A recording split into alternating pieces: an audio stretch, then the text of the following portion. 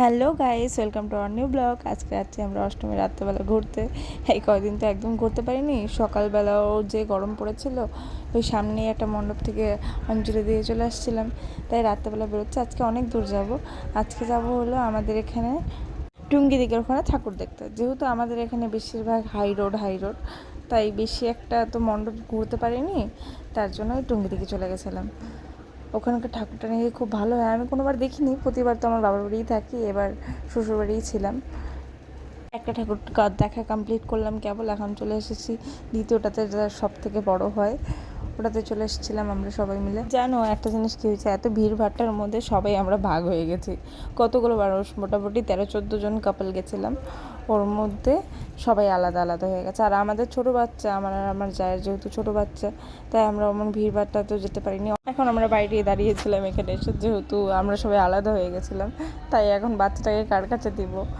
তারপরে ওরা দেখলাম ঘুরে চলে এসছে, তাই ওর কাছে দিয়ে তারপরে আমরা গেছিলাম ভেতরে, আমরা দুজন মিলে। কারণ যেহেতু অনেক ভিড় ছিল, বাচ্চা নিয়ে অত ভিড়ের মধ্যে যাওয়া যায় না, তাই রেখে আমরা চলে গেছিলাম ভেতরে।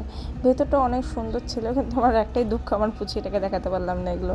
ও এগুলো দেখলে যে কী খুশি হয় বলার মতন, খুবই খুশি হয়। ও আসতে চাইছিলো, কিন্তু কী করবে এখন এত ভিড়ের মধ্যে, বাচ্চা মানুষ, তাই নিয়ে আসলাম না ওকে। এখন দেখো ভেতরটা, এখানকার ডেকোরেশনটা পুরো এক ধরনের ছোবা দিয়ে তৈরি হয়েছিল, কিন্তু এই ছোবাটা তোমরা চিনবা কিনা জানি না। এগুলো হলো গ্রাম সাইডে পাওয়া যায় এসব ছোবাগুলো। এলাম ওখান থেকে বেরিয়ে হোটেলে, যেহেতু অনেকটাই রাত হয়ে গেছিলো, রাত 12টা বাজছিল তখন।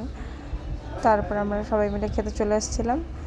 এখন এই যে কিছু ফটো ভিডিও করেছিলাম আমরা, তারপর আমার বর দিয়ে গেলো, যেহেতু বরের চেনা জানাই রেস্টুরেন্ট, তাই ওই দিয়ে গেলো এসে।